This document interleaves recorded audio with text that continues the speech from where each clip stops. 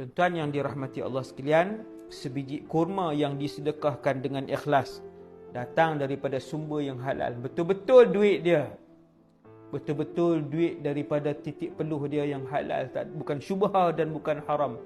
Nabi kata Allah tolong jaga sedekah tu daripada kecil ni sehingga menjadi sebuah gunung yang besar.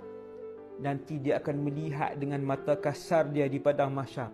Seperti mana tuan-tuan tengok pada malam ni, tuan-tuan tengok saya, tuan-tuan tengok handphone tuan-tuan, tuan-tuan tengok kipas yang sedang berpusing di dalam bilik tuan-tuan, di ruang tamu rumah tuan-tuan. Begitulah besarnya pahala yang akan tuan-tuan tengok nanti di mahsyar dengan biji mata ni lah. Biji mata yang sama, orang yang sama, nama yang sama, pemilik mata yang sama. Kita akan tengok. Kita tanya, wahai Allah, pahala ni main mana? Saya tak pernah buat pun dulu. Allah Ta'ala kata, ya, bahkan kamu buat. Dahulu kamu pernah bagi sekian-sekian. Aku telah jaga benda ni, pelaburan ini di sisi Allah. Nah, jangan melabur untuk nama, jangan bersedekah untuk orang puji.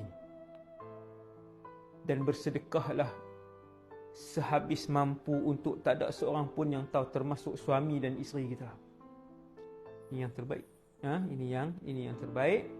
Allah Ta'ala akan jaga. Sedekah yang ikhlas datang daripada sumber yang halal akan dijaga oleh Allah. Itulah pelaburan yang paling utama.